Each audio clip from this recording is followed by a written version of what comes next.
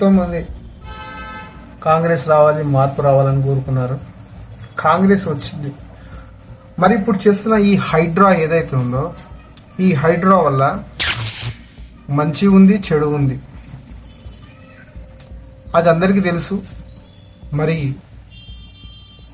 దాన్ని రేవంత్ రెడ్డి గారు ఎలా సాల్వ్ చేస్తారనేది అతనికి తెలుసు. ఏదో జస్ట్ సింపుల్గా కొండా మేడం, నాగ చైతన్య సమంతలు విడిపోవడానికి కేటీఆర్ఏ కారణం ఉండడానికి ఇది ఎంతమందికి రైట్, ఎంతమంది దీన్ని యాక్సెప్ట్ చేస్తారు? ఇది తప్పే కదా. హ్యాపీగా ఉన్న ఫ్యామిలీ వాళ్ళది ఏదో అయిపోయింది, నడిచిపోతుంది వాళ్ళ జీవితం, వాళ్ళ జీవిత విధానం. హ్యాపీగా విడిపోయిన వాళ్ళని ఇప్పుడు కేటీఆర్ఏ దీనికి మూల కారణం అంటే అది ఎంత మట్టుకు కరెక్ట్?